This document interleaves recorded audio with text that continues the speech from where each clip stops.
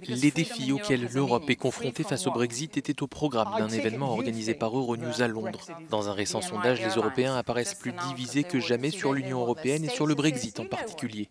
Parmi les intervenants, Nigel Farage, qui a mené la campagne pour le Brexit. Malgré les mauvaises nouvelles pour le secteur manufacturier, le départ de l'UE reste selon lui une opportunité pour le Royaume-Uni. L'industrie automobile est en déclin, pas seulement ici, mais aussi en Allemagne et en France. Les ventes de voitures ont fortement chuté partout dans le monde occidental et même en Chine. Le Brexit nous offre la possibilité de devenir plus compétitifs que nos voisins européens. Si le gouvernement britannique saisit cette opportunité, ce sera également bénéfique pour le secteur manufacturier. À quelques semaines de l'entrée en vigueur du Brexit, la perspective d'un deuxième référendum semble s'éloigner, mais certains semblent vouloir redonner le choix aux Britanniques.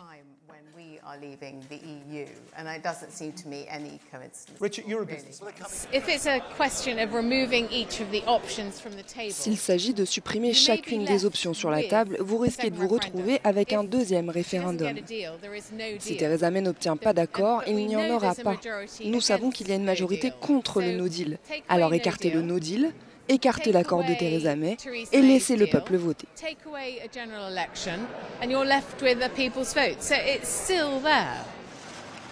Pour qu'un deuxième référendum ait lieu, à ce stade avancé, la Grande-Bretagne devrait demander à l'UE de reporter le jour du Brexit. Une eurodéputée suédoise a déclaré que ce scénario était possible.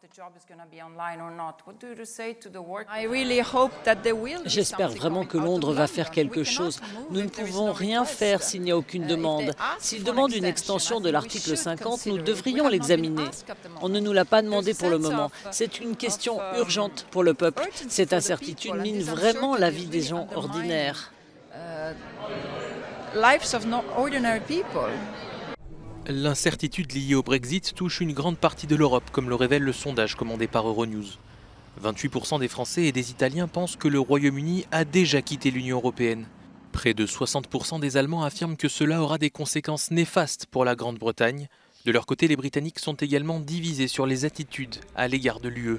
Alors que les élections européennes auront lieu en mai, le sondage révèle que plus de la moitié des Allemands et des Italiens sont plus positifs que négatifs à l'égard de l'Union européenne. En revanche, l'enquête Euronews révèle que seulement 2 Français sur 5 sont optimistes.